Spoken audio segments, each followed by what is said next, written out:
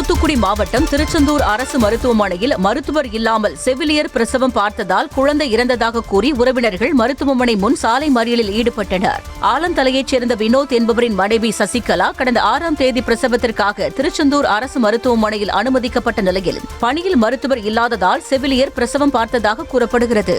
இதில் அவருக்கு 4 கிலோ எடையுடன் பிறந்த பெண் குழந்தை மூச்சு திணறலால் அவதிப்பட மேல் சிகிச்சைக்காக தூத்துக்குடி அரசு மருத்துவமனையில் அனுமதித்துள்ளனர். அங்கு குழந்தை சிகிச்சை பலனின்றி உயிரிழந்த நிலையில் குழந்தை இறப்புக்கு செவிலியரே காரணம் என உறவினர்கள் குற்றம் சாட்டினர்.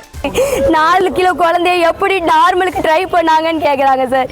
இங்க வந்து டாக்டரே இல்லாம நர்ஸை வச்சு டெலிவரி பார்த்துருக்காங்க சார். ஏன் அப்படி பார்க்கணும்?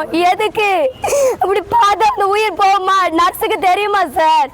நர்ஸுக்கு தெரியுமா சார்? எம்பிபிஎஸ் படிச்சது யாரு சார்? டாக்டரா நர்ஸா? செய்திகளை உடனுக்குடனும் துல்லியமாகவும் தெரிந்து கொள்ள சப்ஸ்கிரைப் பண்ணுங்க.